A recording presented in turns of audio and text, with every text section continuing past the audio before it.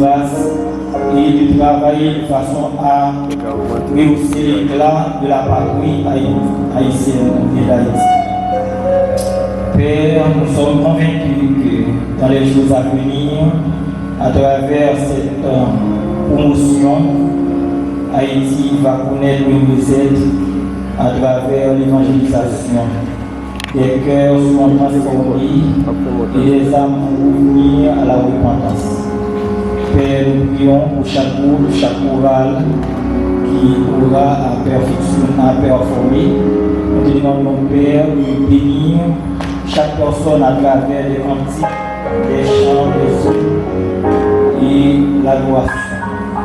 Nous te demandons, Père, de faire en sorte que le parrain, la marraine de la promotion puisse être fier de ces hommes qui acceptent de travailler de mieux en mieux à l'œuvre du Seigneur, sachant que leur travail ne sera pas vain dans le Seigneur. Nous prions pour toutes les églises qui acceptaient donc à ce que ces jeunes aillent étudier. Nous te demandons, Père, de bénir le ministère et de permettre à ce que le Seigneur qu'il puisse arriver à comprendre le sens de cette mission, aller partout dans le monde pour prêcher la bonne nouvelle à toute la création. Père, nous comptons sur toi. Nous remettons tout ce qui doit se faire à travers ce moment et que le Saint-Esprit soit à l'œuvre parmi nous et dans notre vie et que tout se passe pour ton nom et pour ta gloire. Nous te prions, Père, nous en tant que bon, en vertu des œuvres de toi et de ton Fils, Jésus qui vit qui règne au siècle des siècles. Amen. Nous lisons les paroles du Seigneur trouvées dans le livre de 2 Timothée à partir du verset 1er jusqu'au 8e verset. Je vous donne la lecture. Je t'en conjure devant Dieu et devant Jésus-Christ, qui doit juger les vivants et les morts, et au nom de son apparition de son royaume. Prêche la parole, insiste en toute occasion favorable au nom, reprend, censure, exhorte avec toute douceur et en instruisant. Verset 3. Car il viendra un temps où les hommes ne supporteront pas la saine doctrine, mais ayant la démangeaison d'entendre des choses agréables, ils se donneront une foule de docteurs selon leurs propres désirs, détourneront l'oreille de la vérité et se tourneront vers les fables. Mais toi, sois sobre en toutes choses, supporte les souffrances, fais l'œuvre de l'évangéliste, remplis bien ton ministère. Car pour moi, je sers déjà libation et le moment de mon départ approche. J'ai combattu le bon combat, j'ai achevé la course, j'ai gardé la foi. Désormais, la couronne de justice m'est réservée. Le Seigneur, le juste juge, me le donnera dans ce jour-là. Et non seulement moi, mais encore à tous ceux qui auront aimé son avènement. Merci. Sous le cri de vos applaudissements, on appelle la chorale des dames de l'église communautaire du Christ, dirigée par pasteur Jean-Claude Pierre, qui n'est pas pasteur Jean-Claude Exumé. Donc, sous le cri de vos applaudissements, on accueille la chorale des dames de l'église communautaire du Christ. Mesdames, messieurs.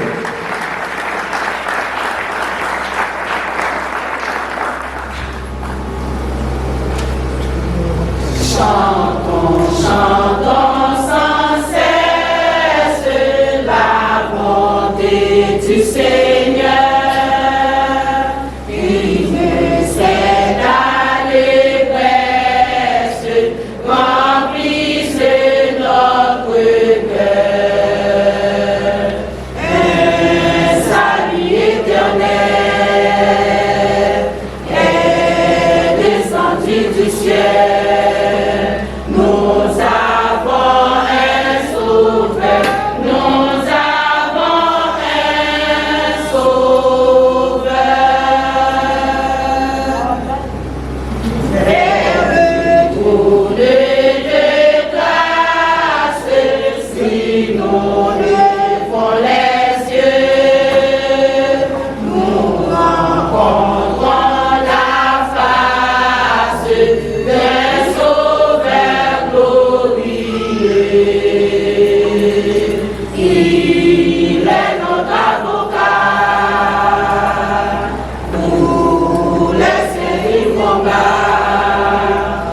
toujours victorieux, toujours victorieux.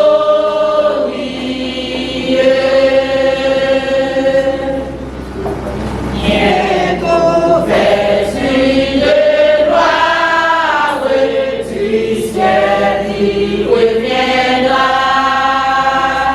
Consolant sa victoire, il nous affranchira. Et son heureux enfant, avec lui triomphant, dès qu'il est le verra, dès qu'il est le verra. Un salut éternel est descendu du ciel. Nous avons un sauveur, nous avons un sauveur. Il est notre avocat pour les saints combats, toujours victorieux, toujours victorieux.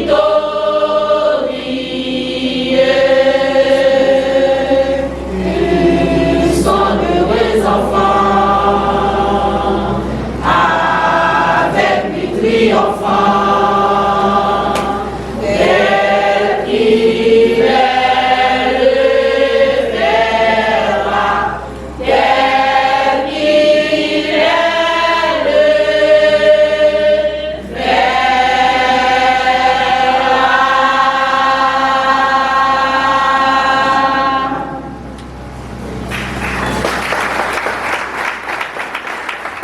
Promotion de CI de CFBPR, qui est donc le centre de formation de l'école pasteur.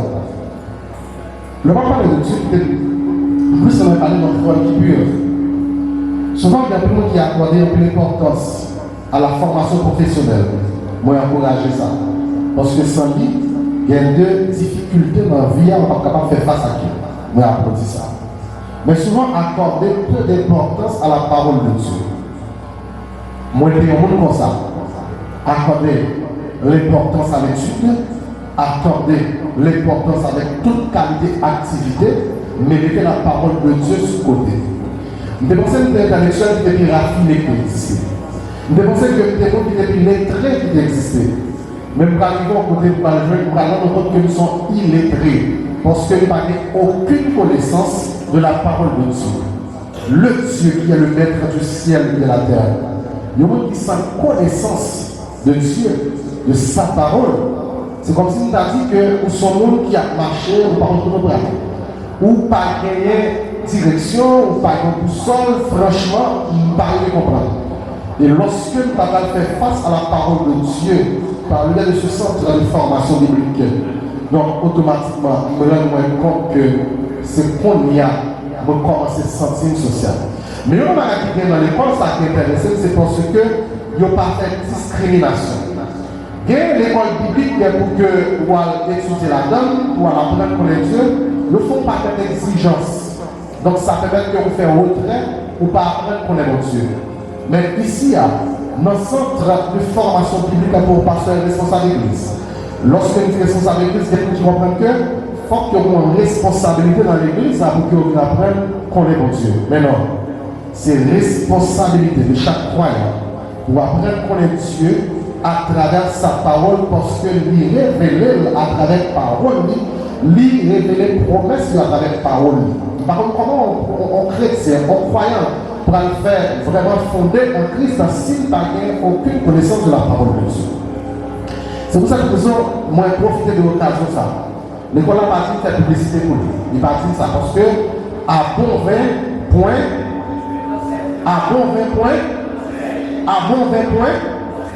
Martin va faire publicité. Mais moi-même, personnellement, qui sont produits du centre de formation biblique pour pasteur et responsable d'église, moi, j'ai senti la nécessité pour que moi, l'ouvre les cieux en pile dans nous, sous importance étude de la parole de Dieu qui est capable de permettre que, effectivement, nous atteindre la maturité spirituelle et nous capables de grandir effectivement en Christ. Donc, problème à parler en plus intelligent, n'est-ce pas? Moi, j'ai une certitude avant même que nous déplacions l'espace, il y a des gens qui ont besoin de plus d'informations. Nous avons quelle que soit race, quelle que soit couleur, quelle que soit religion, quel que soit quel que soit niveau de formation académique. Donc, le centre de formation de l'éducation-pasteur, il y a des méthodes vraiment triées sur le volet pour nous assurer au grand. C'est important de faire ça parce que c'est sous cœur. Donc, pas tout aller sans que vous pas de bagage qui est dans notre pour dire ça c'est un cadeau. Cadeau de matin, ça vient, c'est mon cadeau matin. Qui cadeau matin là? C'est ça qui cadeau? Des gens qui parlent répéter. Qui cadeau matin là? Donc, nous avons un cadeau ça, c'est le centre de formation publique pour passer responsable de l'église. Donc, si on ne nous pas prendre, nous pas responsables. Quant à nous-mêmes, nous faisons ça qui est notre pouvoir. Désolé pour ce que moi je fais ça pas de refaire dans l'heure, mais quand même, c'est ce que faut faire. On poursuit avec le programme musical ou encore la partie culturelle, qui est donc la toute troisième partie de ce programme ce matin. On continue avec, mes chers frères et sœurs, la chorale de Philadelphie de l'EMLG dirigée par pasteur Clavé Élysée. C'est la chorale Philadelphie qui va d'ouvrir pour se moissonner l'ouvrage de Dieu nous aiderons avec ardeur travaillons tous unis.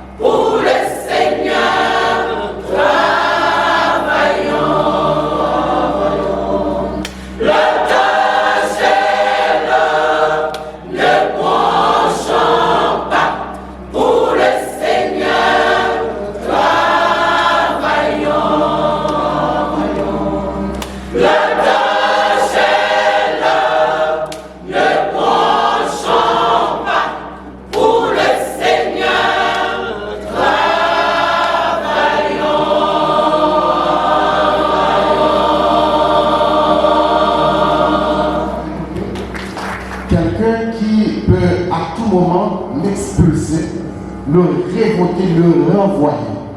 Donc Christ lui-même, il préférait travailler pour lui. Parce que le moment intéressant de travailler pour Christ, c'est que même si on allait, quand on doit aller là, on quitter des petites, on continue à jouir de l'héritage. Tout ça, on été fait pendant notre travail pour Christ. Est-ce qu'on a ça? Ou pas d'accord ça? C'est vraiment un travail très fort pour Christ. Amen. Voilà. C'était donc la chorale, les chers frères et sœurs de Philadelphie, de EELLG, dirigée par le pasteur Siané Élisée. Donc, ce sont des jeunes filles, des jeunes garçons de 15 à 16 qui viennent de chanter à l'unisson. Donc, vous n'allez pas d'accord, hein?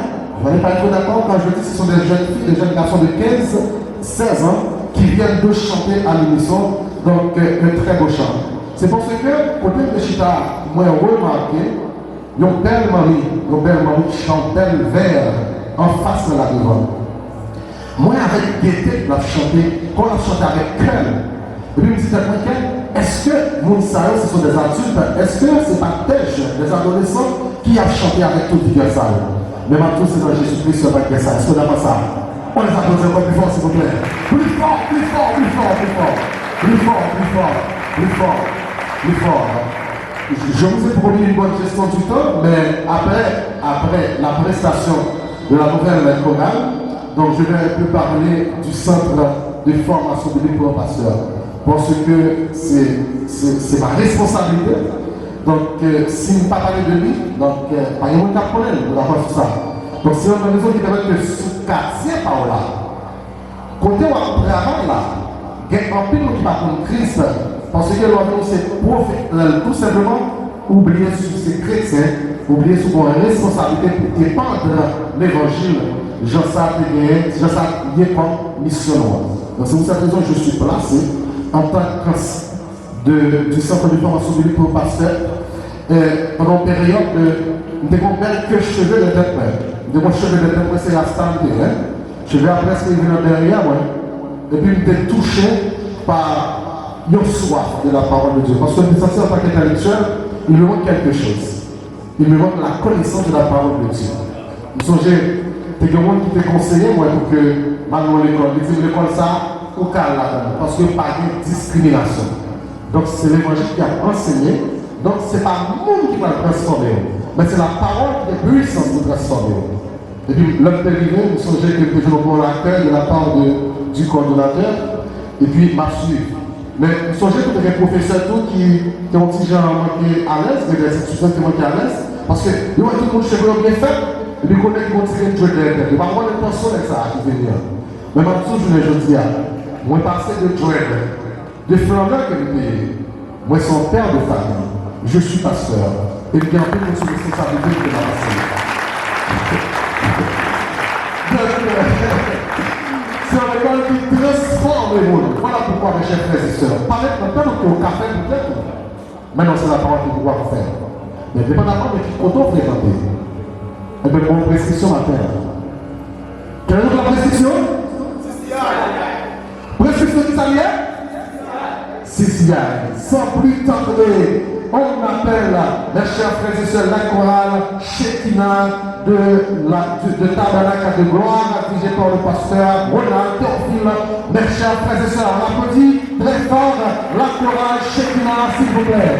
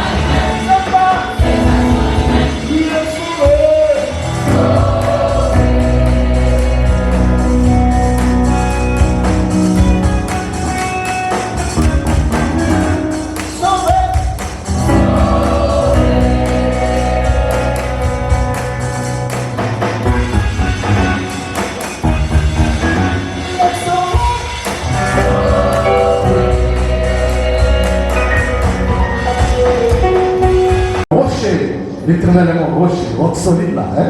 Donc, c'est roc qu'on doit appuyer sur l'IA ou pas tomber. Donc, une fois qu'on appuie sur le monde, mais l'on prend un petit appui et puis on sent surtout ton petit gardé, mais l'on a pas un bon rapport.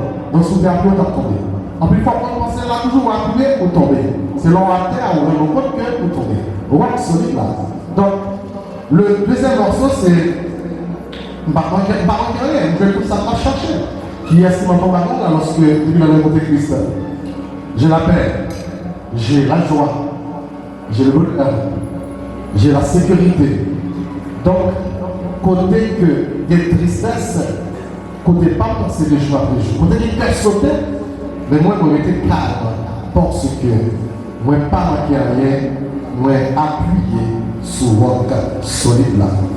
Alors, pour vous qui êtes en ligne, vous qui êtes à peine arrivés, donc je vous rappelle que c'est pas un concert, malheureusement, c'est pas un concert, mais c'est la promotion Génération d'Espérance qui a fait déplacer des chorales priées sur le volet, juste pour donner quorum à ce grand programme, juste pour rehausser l'éclat de ce grand événement marquant la cérémonie de sa remise de diplôme pour ce samedi 21 décembre 2004.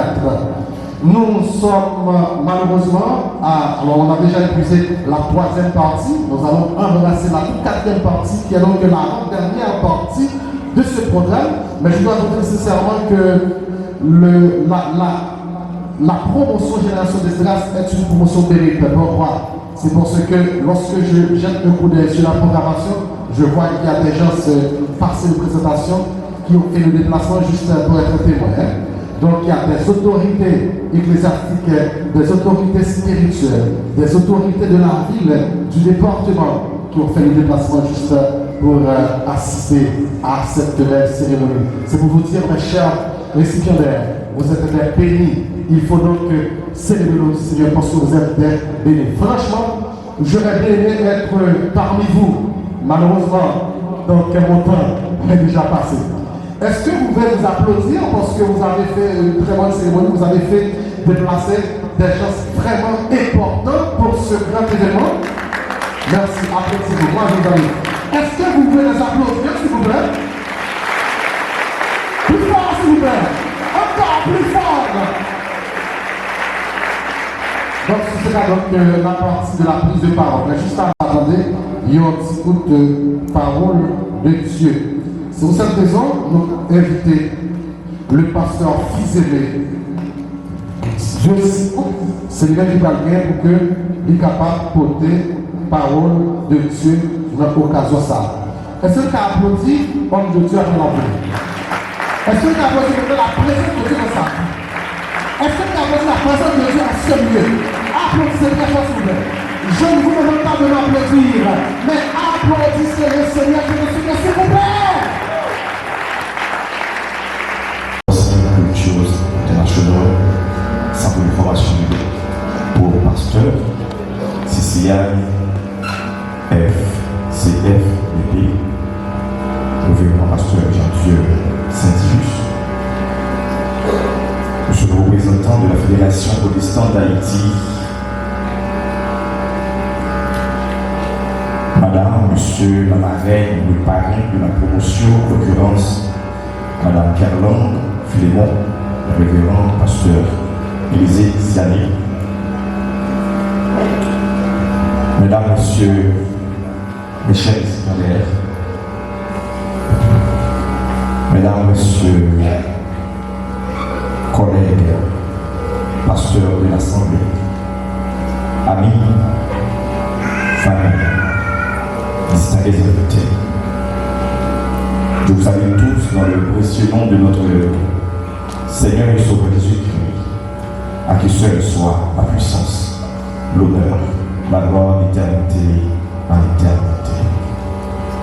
Je rends grâce ce matin à Dieu, le Tout-Puissant, qui m'a permis, qui m'a gardé, qui nous a gardés tous à l'ombre de ses ailes pour être ici présents ce matin. Je veux exprimer ma profonde gratitude au coordonnateur du centre et aux membres de la promotion Génération d'Espérance pour avoir jeté le deux volumes sur mon humble personne et du coup de moi le porte-parole du Seigneur dans cette prestigieuse cérémonie. J'ai l'assurance que le Saint-Esprit va vous communiquer tout ce qu'il juge convenable ce matin pour vous, pour votre ministère et votre mission sur terre. Je vais, mes frères et sœurs, vous inviter à vous lever pour la lecture du passage le plus connu du livre d'Esdras. C'est le 2e verset, le 10e verset du 7e chapitre. Couramment, Esdras, chapitre 7, verset 10. Esdras, chapitre 7, verset 10. C'est pratiquement le texte le plus connu du livre d'Esdras. En effet, Esdras avait appliqué son cœur à étudier et mettre en pratique la loi de l'Éternel et à enseigner ses prescriptions et règles au milieu du peuple israélien. Merci, c'est la parole du Seigneur. Vous pouvez vous connaître. Mes chers amis, le message va être tourné autour de la personne d'Esdras. On va certainement considérer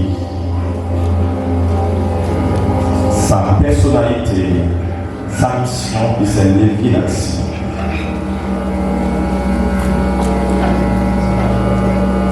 La promotion est ainsi intitulée Génération d'Esdras. Et le titre du message de ce matin, c'est Esdras dans cette génération.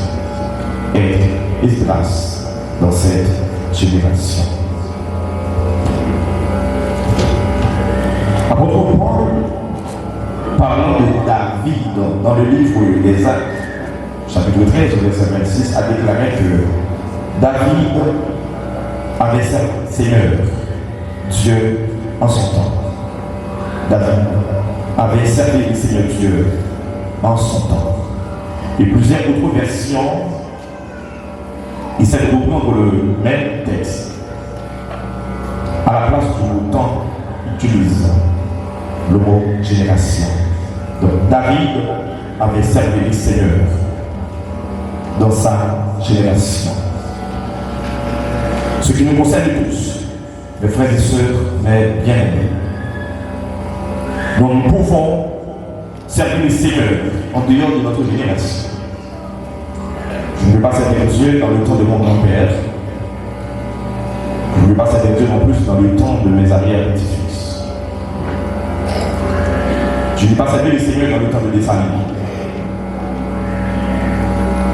Je n'ai pas eu le temps de servir le Seigneur dans le temps des Duvaliers. Mais je dois servir le Seigneur dans mon temps, le temps actuel que vous connaissez. Nous devons servir le Seigneur dans notre génération. Dans notre génération. Nous devons servir le Seigneur dans les jours que nous avons devant nous.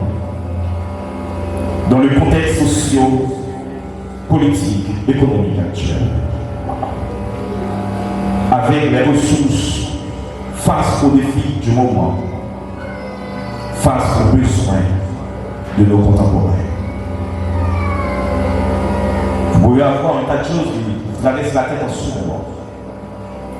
Vous comprendre le contexte.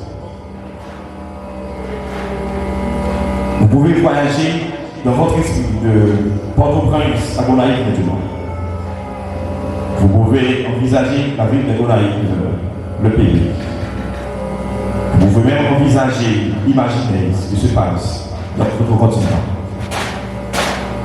Mais c'est en ce temps même, dans cette génération, que nous devons servir les seigneurs. Dont le mot génération peut s'expliquer par le mot contexte, incluant temps et événement. Notre concept qui peut rimer avec le mot génération est descendance. Selon que l'on place un numéro d'ordre devant le mot génération, 2e, 3e, 4e, 20e génération. Génération de X ou de Y, ça peut exprimer que l'on descend de Monsieur X, de Monsieur Y en question. Ce qui revient à dire à vouloir parler de génération. Que l'on peut avoir les mêmes ADN, que l'on peut être traversé par les mêmes chaînes, par les mêmes valeurs, par les mêmes traits de caractère. Alors, mes bien-aimés, mes frères et sœurs, mes chers récipiendaires, en choisissant de baptiser cette promotion de génération d'Esdras, vous assumez la double responsabilité de pérenniser, d'actualiser le caractère d'Esdras et de réaliser dans cette génération ce que Esdras a lui-même réalisé dans sa mission confiée par Dieu en son temps. Alors, qui était Esdras? Un jeune homme grandit pendant la captivité à Babylone. Quelqu'un qui grandit pendant la captivité à Babylone. Quelqu'un qui grandit au siège du diable, au cœur de l'idolâtrie, au cœur de la corruption, au cœur de la criminalité. Esdras était un jeune juif, grandi à Babylone. Il était un scribe, un intellectuel raffiné, versé dans la loi de Moïse donnée par l'Éternel. Un scribe. En tant que tel, Esdras avait accès aux archives du palais royal de Babylone.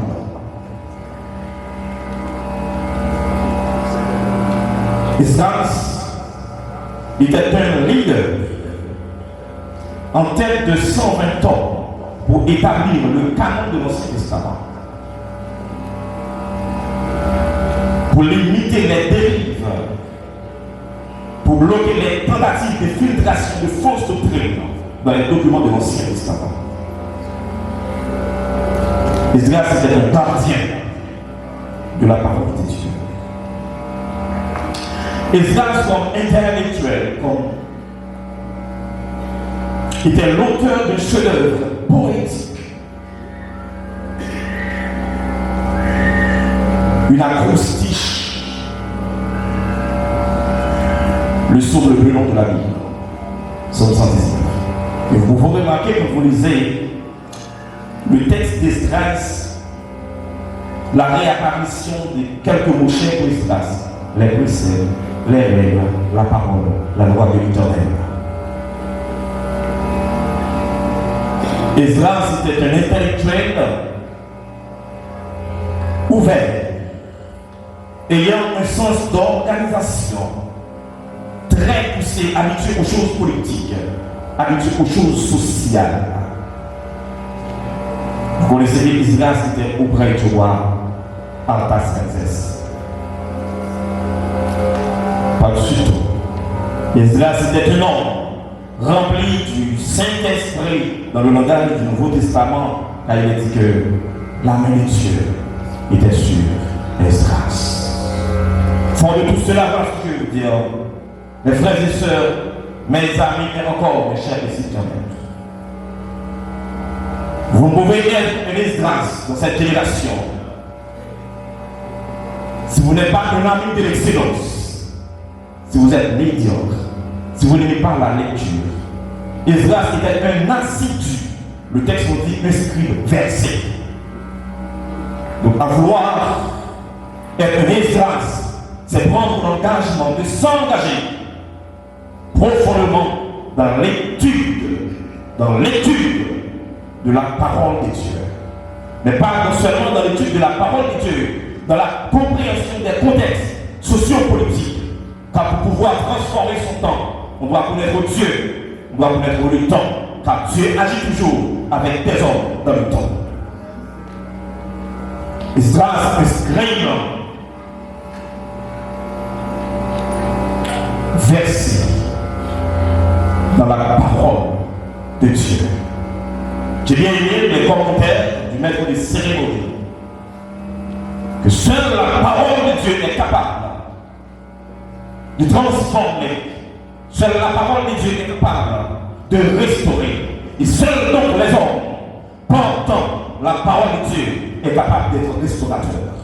Si vous voulez être une grâce, soyez des porteurs de la parole de Dieu. Esdras, en tant que grand organisateur, vous imaginez, on ne prêche pas dans les désordres, on n'enseigne pas dans les désordres, on n'enseigne pas dans le vide, sans but, sans objectif. On n'enseigne pas sans plan, on n'étudie pas comme on étudie. Esdras s'était appliqué à étudier la parole de Dieu, il était un grand organisateur. Car Esdras a bien compris la nécessité du peuple de comprendre la parole de Dieu. Car c'est Esdras le premier à instituer les notions de synagogue. Esdras, nous devons avoir des synagogues, des centres où le peuple de Dieu doit apprendre la parole de Dieu. Esdras s'est fait un distributeur bien organisé, bien structuré pour répondre à la parole de Dieu. Esdras, un homme rempli du Saint-Esprit, grandit à Babylone. Écoutez-moi. L'état actuel du pays de notre société ne peut jamais empêcher que vous soyez remplis du Saint-Esprit. L'état actuel du pays, la corruption, qui plonge le pays, ne peut jamais empêcher que la main de Dieu soit sur ses enfants. Peu importe la situation, soyez donc sûrs que vous êtes sous la main de Dieu. Et pour produire les transformations, la restauration nécessaire, comme l'île ce matin, vous devez être sûr qu'on n'est pas un étudiant de la Bible, tout simplement, mais qu'on est quelqu'un qui vit sous la main de Dieu, quelqu'un qui est rempli du Saint-Esprit. Et c'est pourquoi Dieu a trouvé Esdras au cœur de la Babylone, au cœur de la culture babylonienne, malgré sa jeunesse. Esdras était choisi pour conduire le peuple d'Israël. Quelle est donc la mission d'Esdras? Esdras entrait en mission le moment où Dieu devait accomplir sa promesse. Écoutez-moi, Esdras entrait en mission le moment où Dieu devait accomplir le bénéfice auprès du roi de Babylone. Être des hommes intègres. Esdras était un homme intègre. Et l'intégrité d'Esdras est manifestée comment? Quand Esdras, grâce à ses influences auprès du roi, a trouvé ce qu'on pourrait appeler aujourd'hui franchise, exonération, aucun des objets transportés par Esdras n'a été payé par la DGI. L'État babylonien a exonéré tout ce qui devait contribuer à la mission d'Esdras. Esdras ne disait pas que c'est à cause des influences. Elle dit, regardez, ça c'est pour la mission. Esdras était un homme intègre.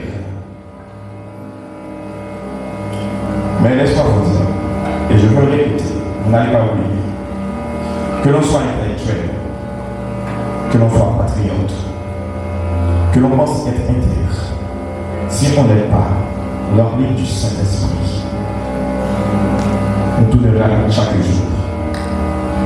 Dieu nous dit à 14h, du matin au soir, de ce que nous sommes aujourd'hui.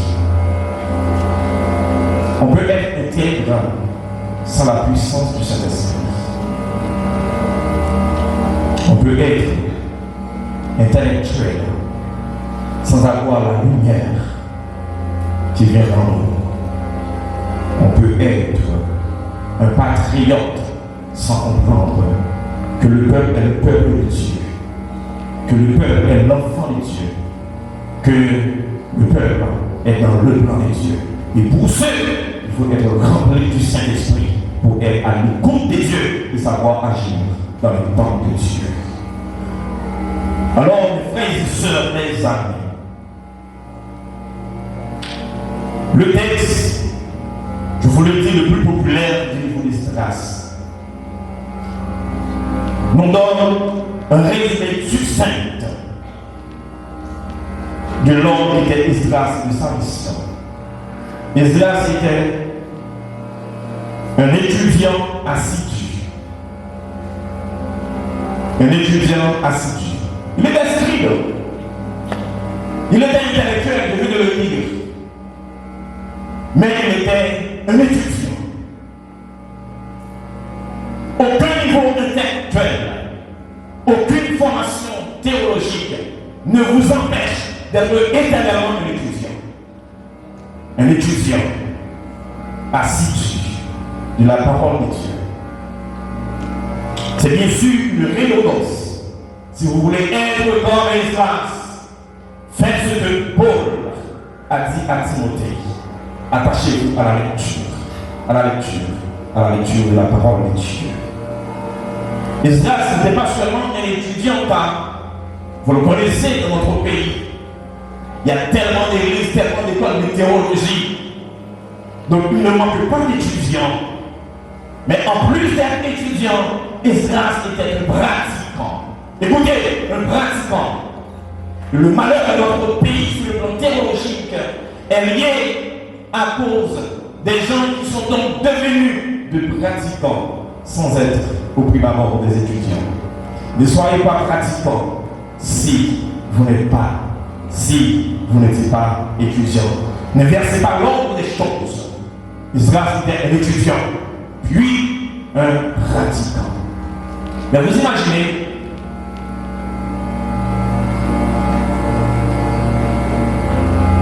ce qui importe dans la responsabilité d'Esdras, il était étudiant, pratiquant, et par la suite, enseignant. Parce que lui bien fait, enseignant. Et Esdras s'est fort bien, et Dieu sait pourquoi il a si bien organisé, si bien structuré la démarche. Vous pouvez être étudiant et tenter d'enseigner. Mais l'enseignement ne va pas faire long feu, ne va pas être efficace. Car le moteur de l'enseignement de la parole de Dieu n'est pas toujours les mots, mais les actes, les actions. Vous prêchez plus avec vos comportements. Vous prêchez plus dans les mots. Les mots parlent plus fort, alors les actions parlent plus fort que les mots. C'est pourquoi Esdras, avant d'être enseignant, était un pratiquant. Nous faisons nos églises, nos messages vides. Parce que assez souvent, nous prêchons des choses que nous n'appliquons pas. Mais Esdras, il était d'abord étudiant, pratiquant, enseignant. Vous pouvez le voir, il était étudiant, pratiquant, enseignant. Ne versez pas d'autres choses. Étudiant, pratiquant, enseignant. Esdras était un serviteur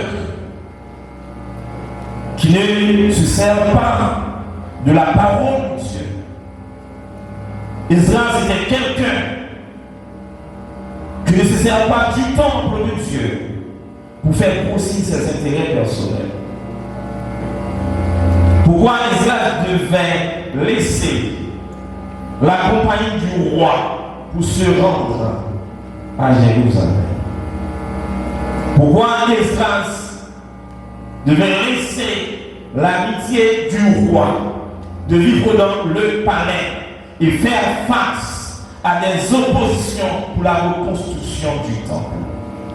Pourquoi Esdras n'a pas pu profiter des avantages qu'il a eu sur le plan politique, dans ses relations, mais mettre tous ces avantages au service de la mission que Dieu lui a confiée? Vous connaissez pourquoi? Parce que comme étudiant de la Bible, Esdras a eu la conviction que Dieu est souverain sur les rois, que Dieu est souverain sur les richesses. Étudiez la parole de Dieu, servez Dieu, et Dieu pourra faire de vous dans le service. Ne se laissez pas tomber dans la tentation de profiter des avantages de Dieu pour la mission, pour l'œuvre, pour la restauration du peuple à vos fins personnelles.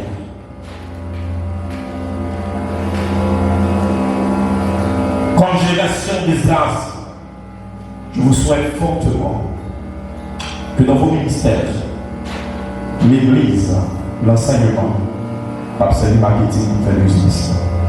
La parole de Dieu doit rester la parole de Dieu pour la restauration du peuple de Dieu. Nous sommes en face d'une génération méfiante à l'égard de la parole de Dieu. Vous imaginez pourquoi? Parce qu'au jour le jour, les gens constatent que la prédication semble être à l'avantage des pasteurs, des leaders, des enseignants, au lieu d'être à l'avantage du peuple. Voilà pourquoi la génération est méfiante. Mais si vous voulez être de la génération d'Esdras, tâchez de confier à d'autres personnes, à d'autres surveillants, des gens qui doivent voir vos rapports, que les liens de Dieu sont utilisés pour le peuple de Dieu, pour la mission de Dieu. Esdras était un serviteur interne de telle sorte. Esdras avait cru que la souveraineté de Dieu surpasse les décisions des rois. C'est pourquoi le roi a favorablement répondu à la lettre d'Esdras. Esdras avait compris que l'obéissance à la parole de Dieu est plus importante pour le peuple que le plaisir et le confort, que la débauche. Nous sommes dans une génération perdue, dans l'ivresse de l'alcool, dans l'ivresse de la drogue, dans l'ivresse de toutes sortes de plaisirs, de philosophies. Nous sommes dans une génération désespérée. Et c'est dans cette génération que nous devons servir le Seigneur. Mais écoutez-moi, face à cette dérive, l'obéissance à la parole de Dieu, l'obéissance à la parole de Dieu est fondamentale, est importante que tout autre discours, que tout autre geste, que tout autre confort. Esdras a laissé le confort, mais il a aussi aidé le peuple à abandonner le confort dans les relations de loyal, dans les relations qui sont à l'encontre de la volonté de Dieu. Comme Esdras dans cette génération de perversion, vous devez être capable des hommes forts, des hommes capables de prendre des décisions d'obéir à la parole de Dieu, même dans les larmes. Le peuple crie verse des larmes, mais la séparation est évidente. Parce que l'homme comprend la parole de Dieu, parce que l'homme qui étudie la parole de Dieu, parce que l'homme qui vit de la parole de Dieu, enseigne la parole de Dieu, le peuple est touché. Et dans les larmes, des décisions sont prises. Que vous soyez donc des Esdras capables de prendre des décisions, même si des gens pleurent. Et écoutez-moi, vous devez être des Esdras à prêcher l'évangile, à annoncer l'évangile de courage. Car dans ça, là, si l'évangile n'a pas commencé à faire monde crier, le pays a sauvé. Esdras n'a pas peur de voir pleurer les gens quand il enseigne la parole de Dieu. Et les gens étaient donc touchés, décident de se séparer des femmes adultères. Esdras était à Babylone, mais il déteste les relations avec les femmes étrangères. Vous êtes en Haïti, à Babylone, mais avec le dégoût.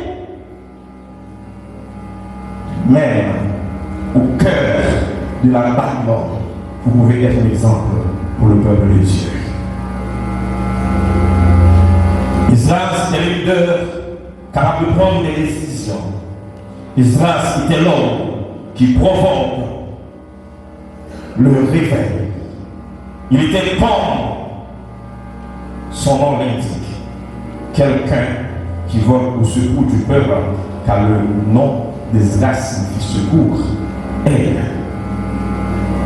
Écoutez-moi, mes chers millionnaires, vous portez le nom d'Esdras, le secours d'aide. Êtes-vous prêts à voler au secours du peuple de Dieu est péril dans cette génération. En péril, des enfants, des jeunes,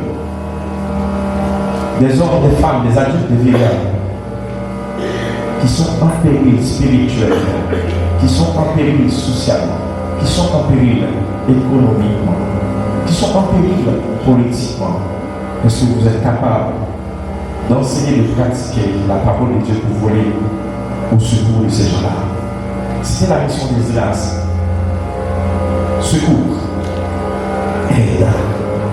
Qui d'entre nous ce matin devait être l'instrument de Dieu pour voler au secours de cette génération? C'est bon de participer à une cérémonie de graduation pour dire oui, là on forme des gens. Mais la mission est claire devant nous. La bêtise, la corruption. Esdras n'a pas servi de la théologie pour régler ses affaires politiques. Il n'a pas placé la politique pour régler, il n'a pas placé la parole de Dieu pour régler de la politique. C'est pourquoi il dit, moi je vais vous abandonner pour aider le peuple.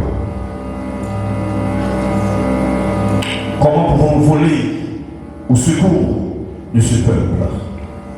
Alors, êtes-vous donc de cette génération d'hommes et de femmes de Dieu qui peut secourir le peuple de Dieu dans cette situation calamiteuse? Vous pouvez vous poser la question et ne pas trouver la réponse en vous-même ce matin. Mais je ne connais pas de plus grand qui ait laissé le palais royal pour sauver un peuple. Je connais quelqu'un. Je connais quelqu'un de plus grand qui a accès aux archives du roi des rois. Je connais quelqu'un de plus grand qui possède l'autorité sur toutes les richesses du monde et sur toutes les autorités du monde. Je connais quelqu'un qui excelle dans la réparation, dans la restauration de l'homme, que ce soit l'homme social, que ce soit dans l'économie et encore plus l'homme spirituel. Je connais le plus grand homme ayant le pouvoir de convaincre, de toucher, de faire repentir.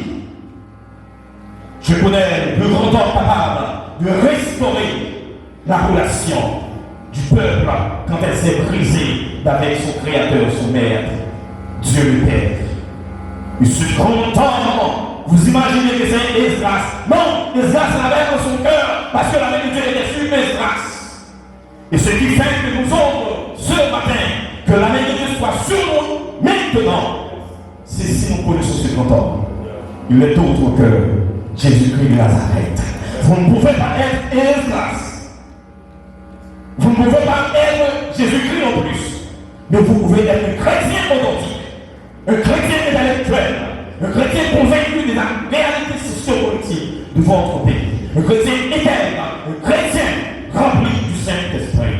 Quand vous faisiez être de la génération d'Esdras, en ce temps, comprenez donc que vous devez étudier, que vous devez appliquer, que vous devez prêcher, que vous devez organiser, que vous devez voler au secours du peuple de Dieu. Ainsi, dans le train de notre ministère, nous sauvons nous-mêmes, mais nous sauvons aussi le peuple de Dieu. Que Dieu bénisse l'Assemblée, que Dieu bénisse cette génération.